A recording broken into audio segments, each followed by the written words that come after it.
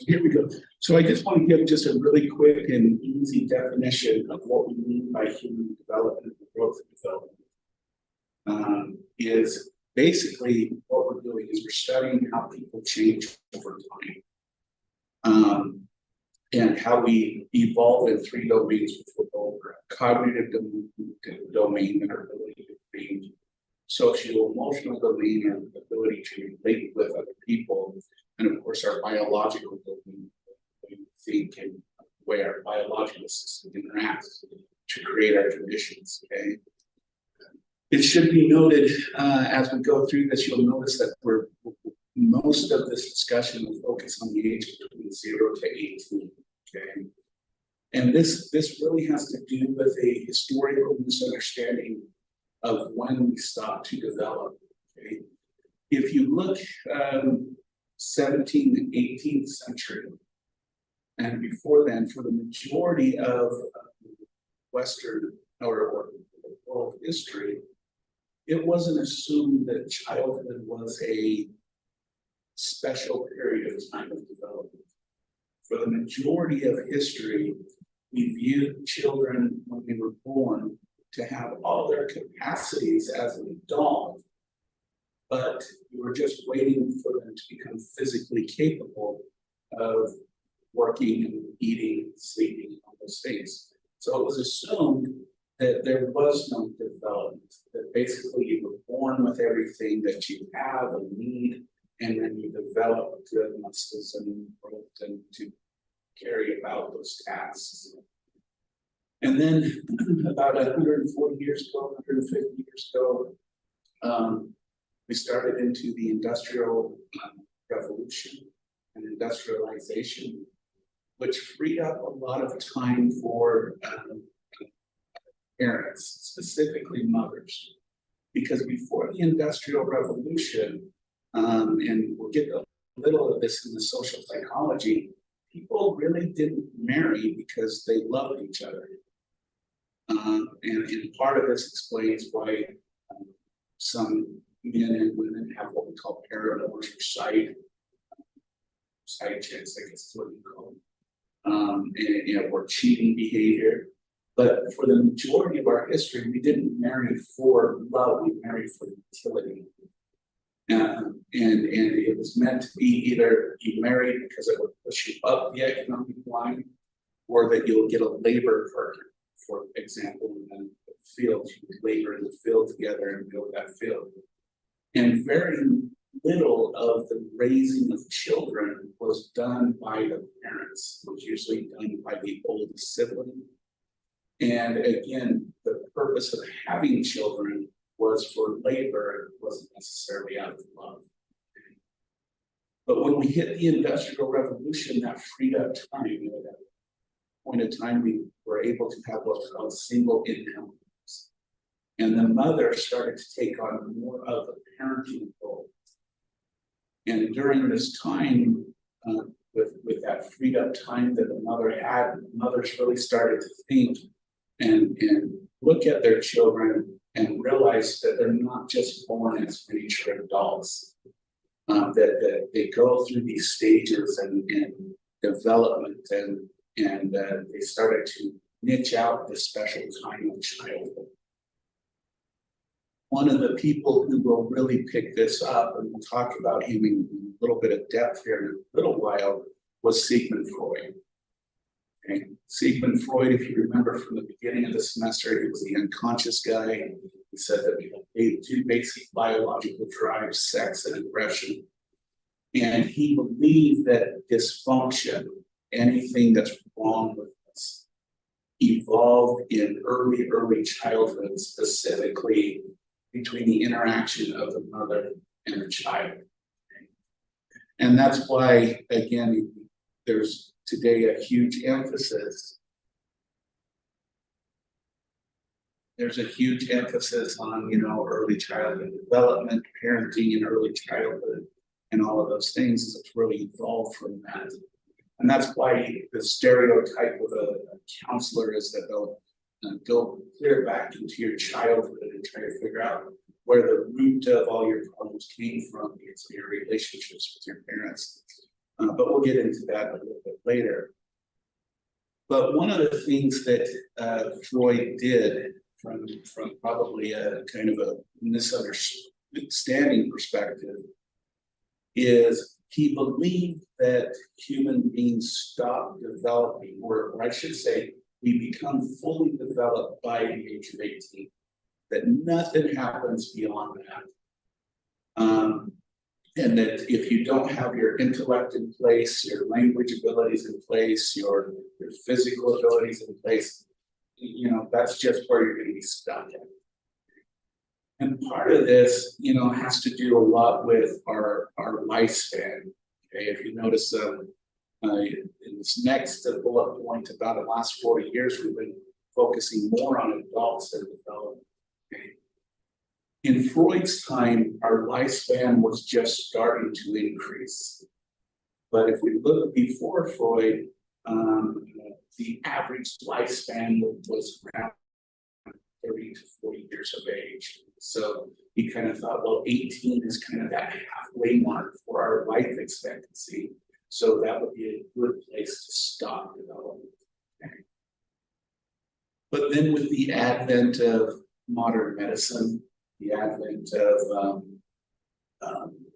better health conditions in workplaces and stuff, what we saw in a very short period of time between the 18th and 19th century is our lifespans doubled. Okay?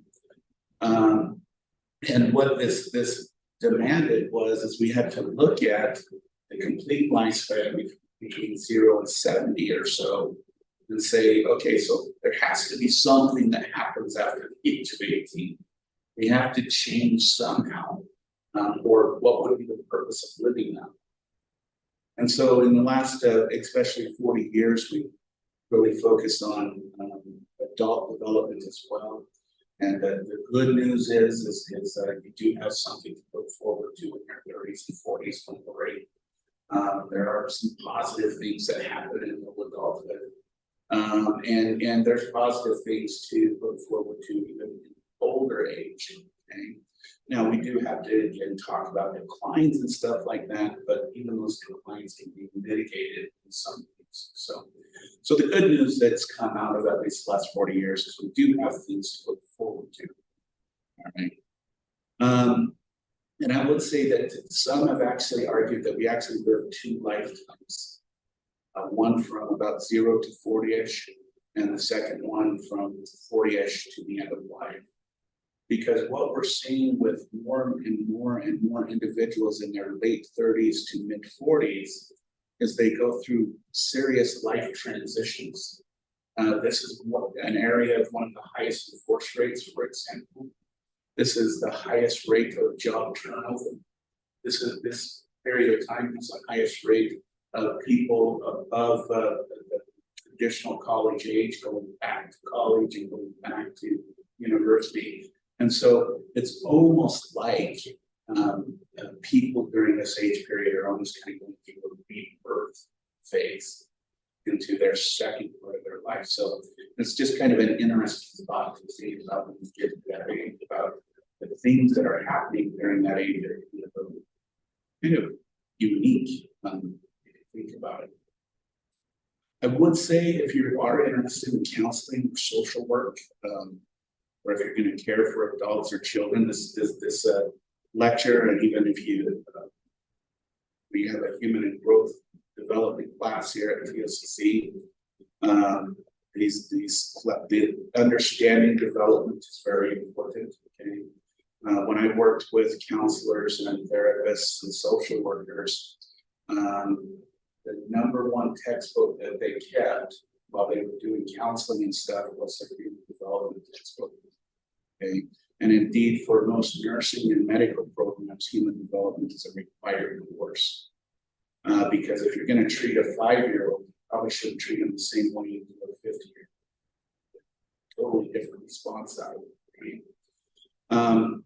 And so these are just some things to consider when you're looking at this information and deciding if you want to take any future classes in this area.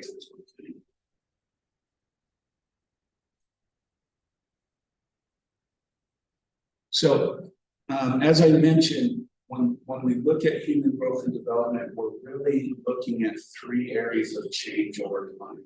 Okay? The first one is biological processes. Okay?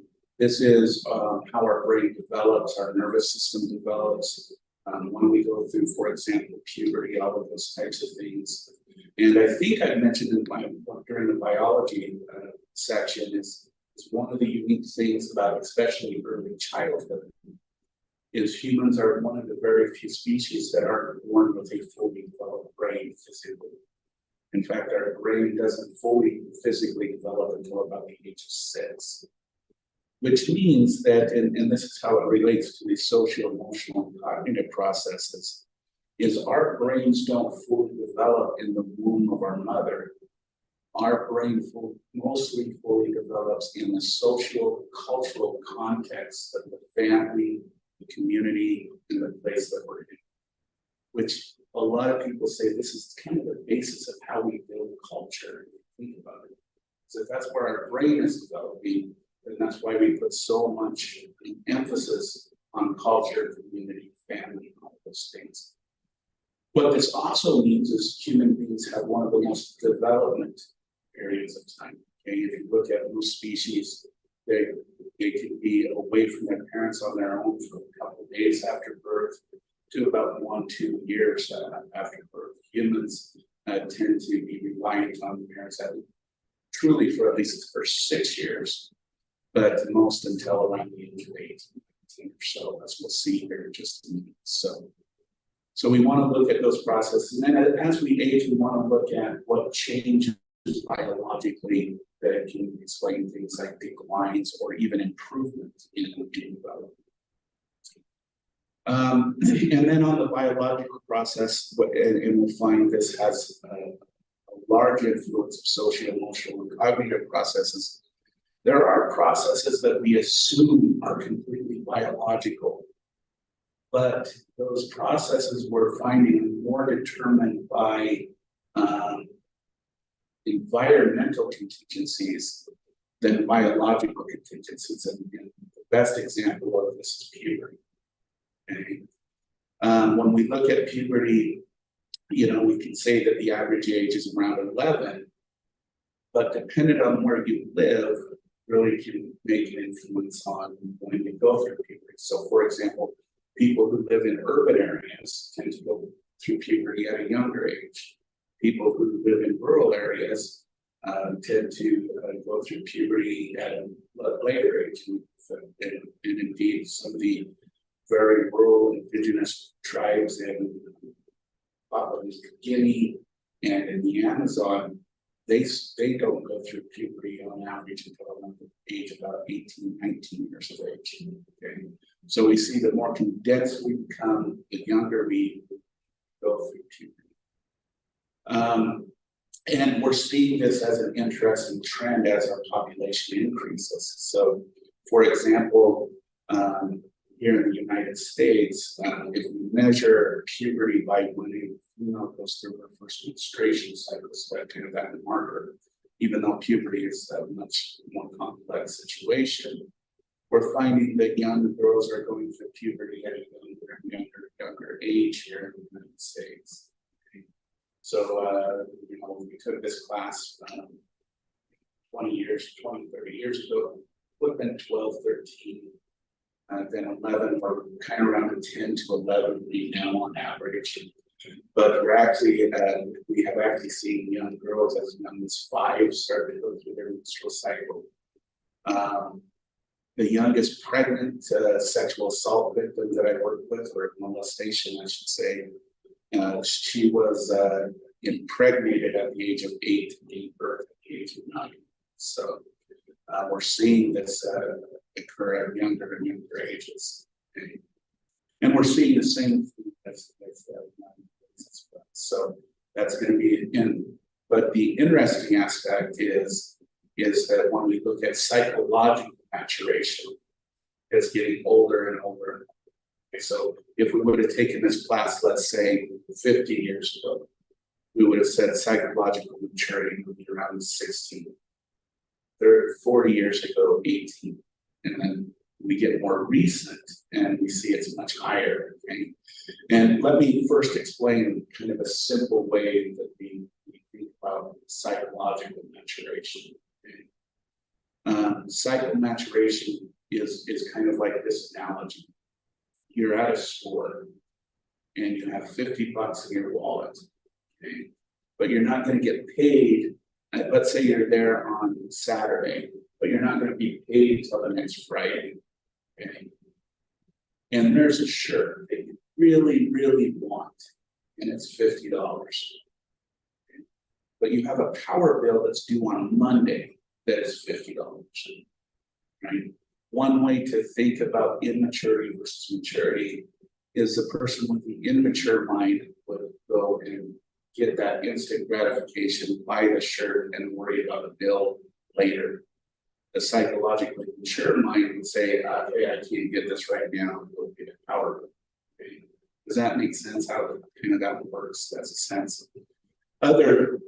From a sociological perspective, it's measured by when an individual is able to live on their own, sustain themselves, pay their bills without much support from the family. Okay. And again, I'm going to say this is on average. This does not include everyone. Okay, I have to make this disclaimer when I do this lecture because some people get offended. But the average age for this tends to be 27 here in the United States. Okay, but that's an average. There's actually a gender difference. We find that, for example, young women are able to sustain themselves. If they have children, they're able to care for those children and stuff like that around the age of 21. And we're finding that young men, to do that on average, is around the age of 34, which provides that age of 27. Okay? And so the question that is currently being answered, and there's no answer to it yet, is why is it that we're physically maturing at younger and younger age, but we're psychologically maturing at later and later and later ages? And that would be a good doctoral dissertation if anyone wants to take it on this. Because we really don't. We kind of think it might have to do with our increase in lifespan. And so the distance between those can get further and further. We're not sure why the puberty issue is getting younger and younger.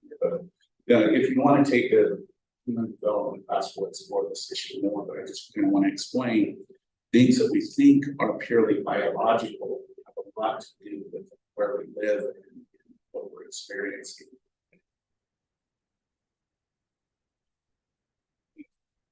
And then on the socio-emotional processes, we want to know how people relate to each other. And as we can see how this relation influences our biological processes. And then the cognitive processes is how we think. So how complex is our thinking process? And again, we'll see a huge environmental influence on this as well as we. All right. So let's try to get through the very first developmental theory. And you probably guessed from my statements earlier, it was Sigmund Freud. Okay? He's the first one that gave us our first fully developed theory, and that's some important parts of it that have followed theories of development since then. But just as a recap about Sigmund Freud, the one thing that I do want to remember, because his developmental theory will get a little bit weird, okay, is that he focused completely on the unconscious processes and how they drive life. But he came up with his theory by working with his clinical population, which was the mentally ill, sexual assault victims, and the criminally minded. So his theory, it was based on his clinical experience, and then he said, this fits everyone. Okay. And this is what we call a stage. His developmental theory will be what's called a stage theory, which is going to set up all of the different theories that we'll look at in this section. A stage theory is that we develop in certain stages, that earlier development than goes into the second level of development, which is third, until we become more complex as a human being. Okay. Just as a reminder, his idea is that his theory was going to be a biologically based theory. So we look for two basic instincts that we all have. He did eros and dantos, and he reduced those to sex and aggression. We're here. That those are our primary drives for every human being. And just as also a recap, that he talked about how our conscious life is those safe things that we can deal with. We have an ego that has access to reality and to the unconscious world, and the purpose of the ego is to satisfy the needs of the unconscious while surviving in the real world outside of that conscious reality.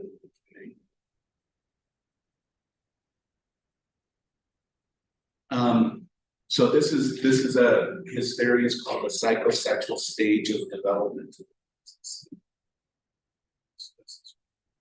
Okay. So this is supposed to be more of a biologically based and how instincts then develop into behaviors. Okay. And I have to admit, Freud developed this theory after he developed his primary theory.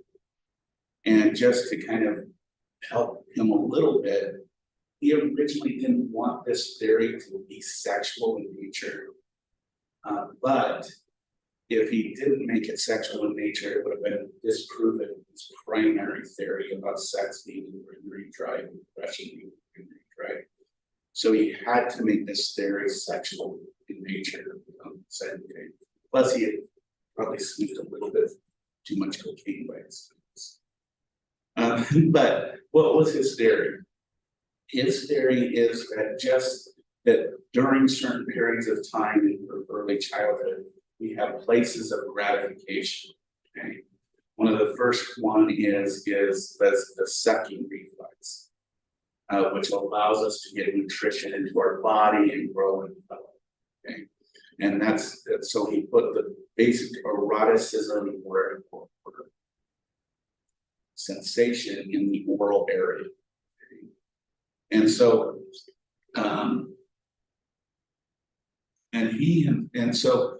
when a person is unable to then manage that need for intake, okay, the person becomes what he called orally fixated. And he actually believed he was orally fixated because he smoked a cigar since the age of 10, and he could not go a day without a cigar until the day he died. He actually died of jaw cancer because of cigar smoking. And he believed that he didn't overcome the need to ingest things and to be gratified through ingestion of some things. This theory primarily too was used to explain things like addiction, like alcohol and drug addiction. That there was some type of fixation between the mother during this period, and that's what caused it.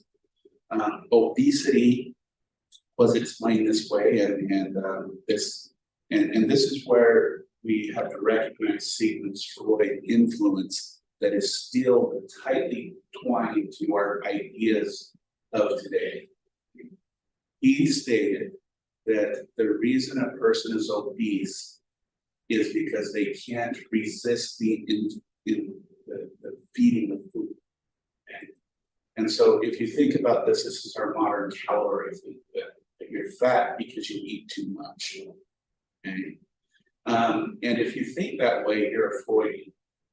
Because in reality, we find that obesity is a complex genetic interaction between the person and the environment. That really, there are just as many obese people who eat just the same amount as a thinner person.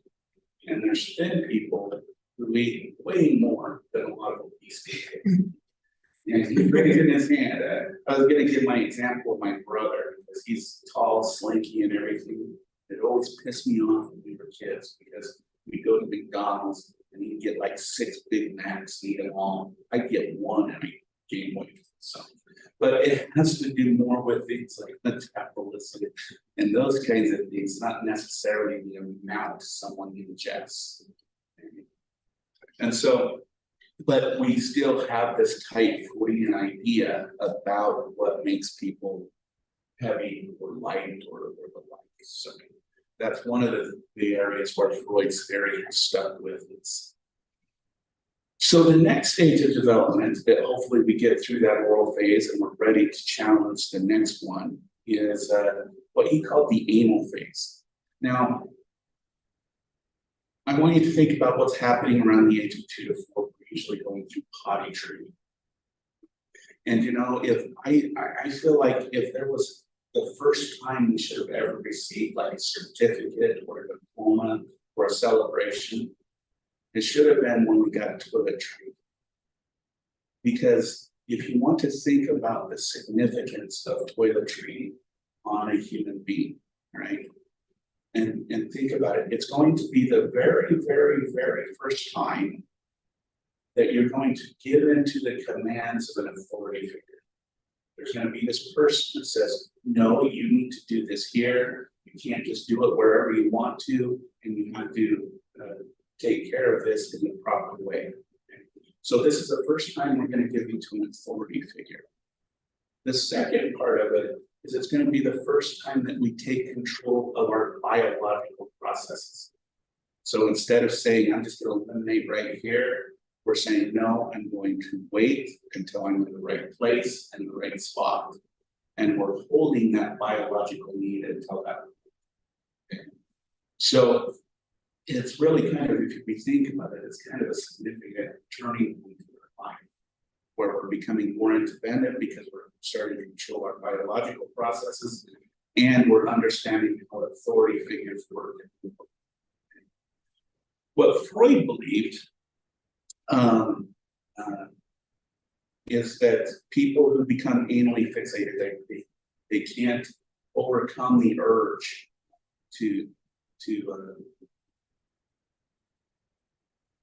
get over, to control their biological processes, and they become anal. Now, has anyone been called anal before? Know someone in your life that you think is really anal? They kind of walk around with a stick up the butt. This again isn't influenced by Freudian theory.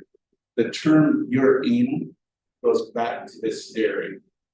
Because what Freud believed is that because these individuals cannot take internal control of themselves, they take excessive control of their external environment.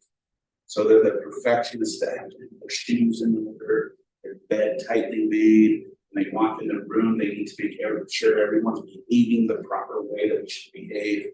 They take real control over their environment. It's a person who goes to class against their notebook and straighten your.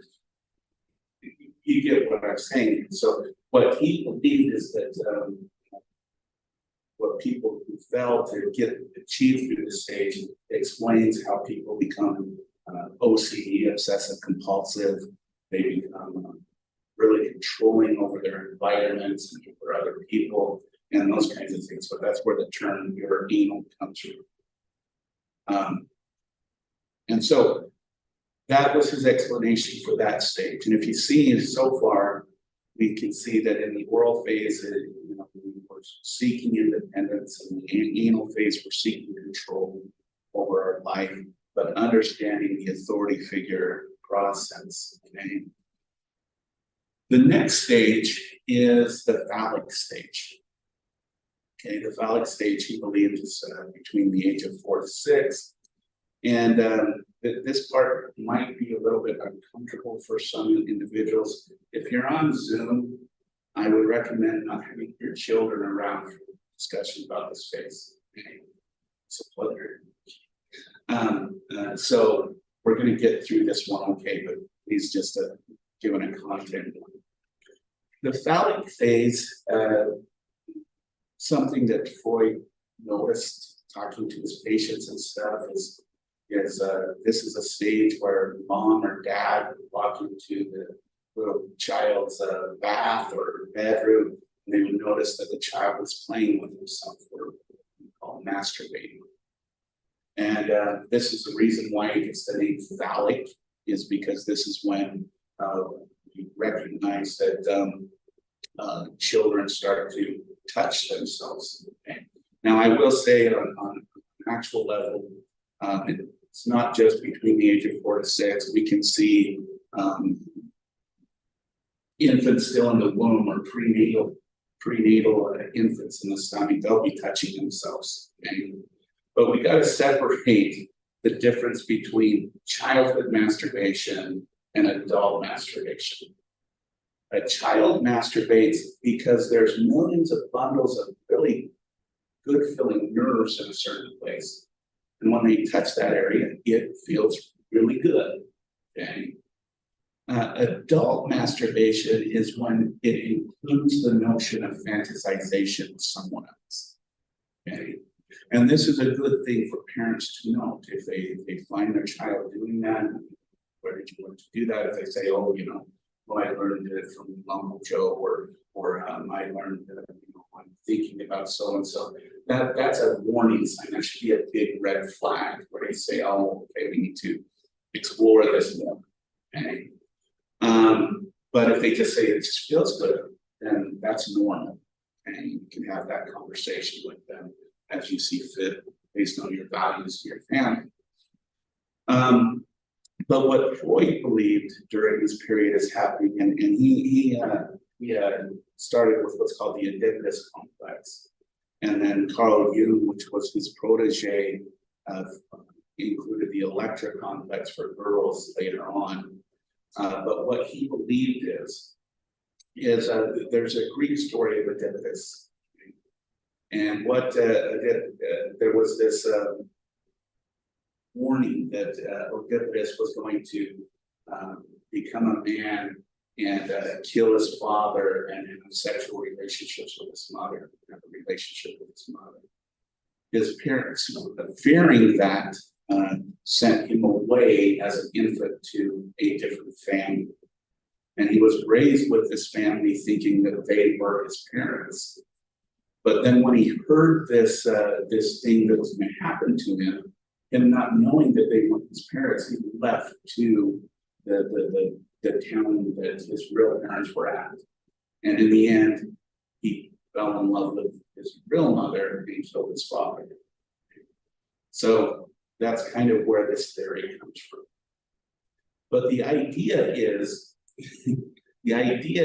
is that what the young boy is doing is he's looking at what represents true love and adornment in life. And what is kind of the archetype of love? Well, it's mom. And she's the one that cares for you, provides you nurturing and everything else. And so during this phase, the young boy goes through it. I want mom. I want to be mom with mom. But there's a person standing in the way, which is the father. Okay. And so the idea is the boy starts modeling after the father to try and replace him for his mother's affection. Okay. So that's the Oedipus complex. And then later on, Carl Jung added the electric complex for girls, which is a little bit different. They do want to replace their mom, but they notice that mom has access to something that dad has that she doesn't. Okay? And excuse the language, make sure there's no kids around, and that's his penis. And she becomes to envy that because she recognizes that she doesn't have that. And how can she get it? Well, by possession with dad.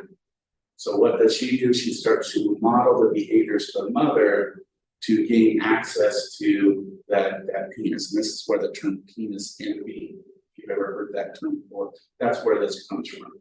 Okay. Let's end the weirdness though. What was Freud actually trying to get at during this time? Is in modern times, do we think boys and girls, they want to have intimate relationships with their parents? Absolutely not.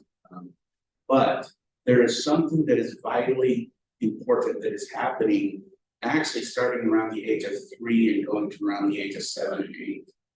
And it's a very important type of play that children are engaging in. And it's called imitative play. Right? What they're doing is they're like watching Superman, and then they're going and playing Superman. They see a firefighter, so they go play and be a firefighter. They go see a doctor, and then they come home and play doctor. They look at mom and dad, and they go and play house or something like that. Okay? And what the child is actually doing is they're taking on all of these personas, all of these identities, and trying them on to see how they work. And what we will learn in the personality section is that the majority of our personality develops during this period of time. And the stronger the personality tends to be, the stronger we see that these children are engaged in imitative play. Okay?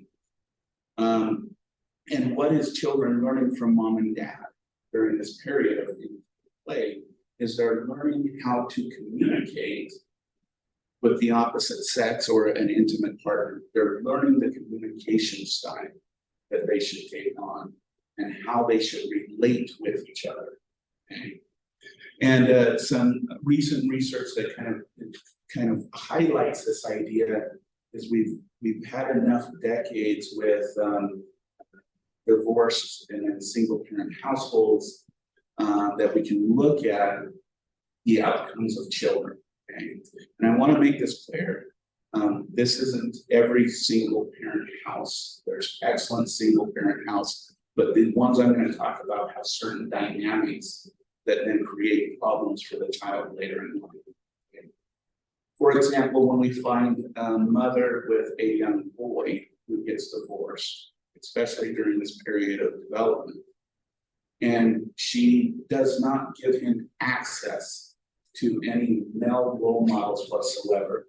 So she dates someone good, she keeps the date away, she keeps uncles and grandpas away, she keeps the father away. She doesn't allow any type of male influence on the young boy. Okay. We find that young boy, when he gets into the dating ages and the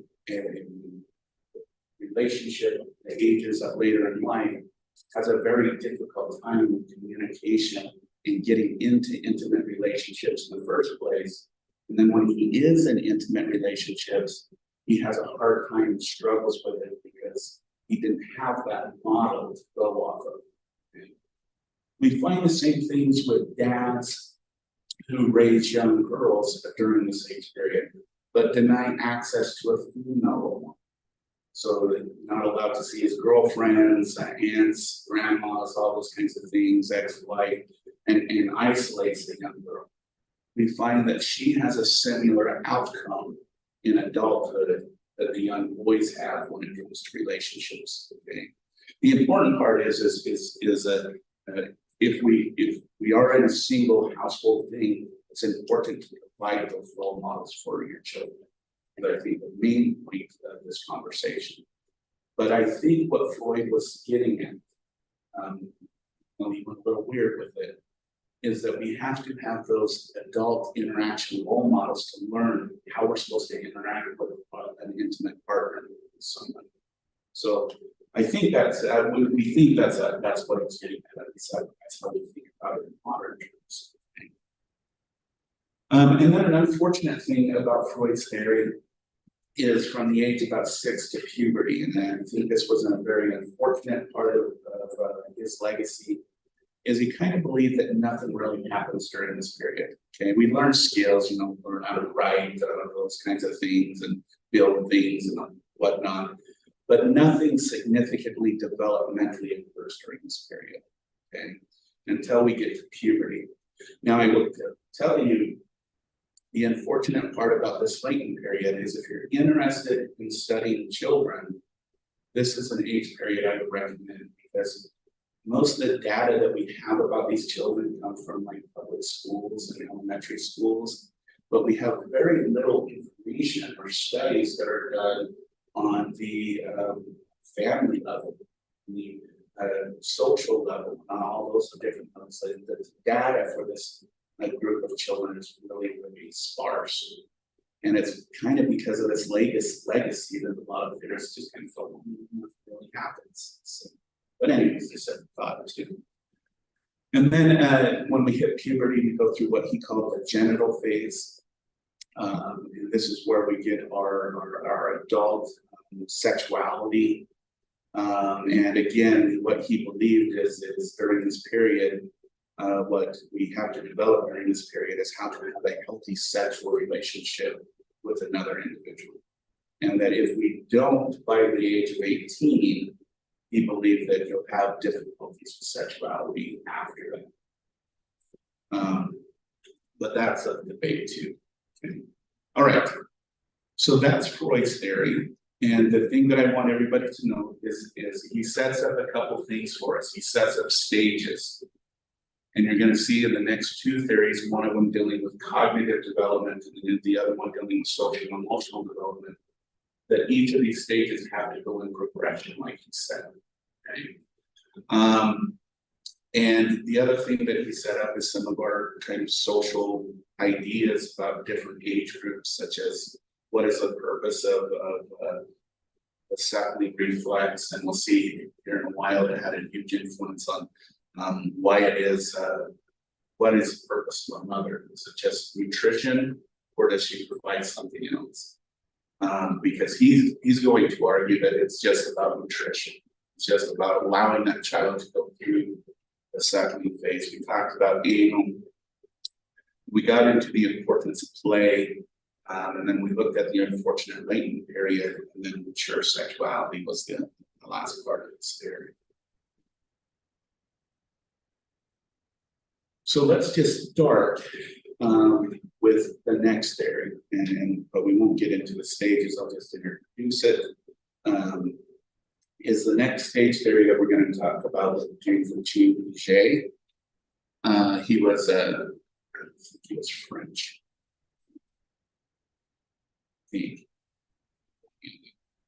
But he actually came out of the field of ethology. And then later became a psychologist and whatnot. But one of his mentors was interested in the imprinting of ducklings and geese. Because what he realized is that you've probably seen these in cartoons or something, that when a duckling or a geese is born, the first thing that it sees becomes that duckling or geese's parent. Okay, that they imprint instantly, and that first kind of adult figure they see, they will follow. Okay, and you know, there's famous stories about his mentor where he'd be walking around at college, university, and there'd be ducks following him and all those kinds of things because he wanted to show that. Well, Piaget thought, you know, what about children? How do they consciously come to the idea of who they are? How do they decide, you know, this is my parent, not parent, for example? Okay. But he's going to focus much more on the cognitive domain of development. Okay. And he's going to stress the interaction between the child and the world by saying that we actively construct and adapt to our world. Okay, we're going to do that through two basic processes. But I should first note, before we get into the two processes, I want to talk about what's called a schema. A schema is a basic portion of knowledge, right? So, for example, when I say, what is a dog, right? We all probably instantly have a picture of a dog, and you can see the wagging tails and all those kinds of things. But we might not necessarily see a poodle or a chihuahua or a pit bull or a bulldog. What we usually see is just that basic representation of a dog. That is a schema. It's a basic idea of what something is. When I say the word cat, even though it has same features of a dog, it has 4 legs, a tail, ears, snout, whiskers, but that schema is significantly different enough. We don't see dogs and cats as the same thing, because then we start dividing the differences. And what and we have schemas for everything. Schemas are the basis of our stereotypes. Schemas are our basis of when we walk into a room and we see boys and girls or men and women, we differentiate between them. You don't actually need to think about who they are as an individual. We just have that schema that builds on that and separate. Okay. We do this through what's called a simulation and accommodation. A simulation is when we come across something new,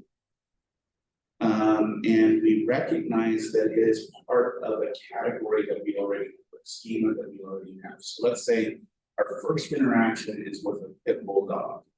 Okay? And so that's the basis of our schema of a dog. But then a Chihuahua comes in. Now, Chihuahuas, as you know, are much smaller. They're louder, I think. They're more annoying, I think. That's just my opinion of Chihuahuas. If anyone's pit bull is like my pit bull, she's the dorkiest thing in the world. Okay? She just does weird stuff. Okay? And so those two ideas are kind of far apart from each other. But how do I deal with the separation of information, because they both bark, they're just a different size and all those, is I assimilate what I see about a Chihuahua into a pit bull. Okay? And I combine those two things mentally. And then accommodation is the creation of a new schema because it doesn't fit everything else. And so a cat, as an example, would be either a Chihuahua or a pit bull, so it has to be something else. Okay?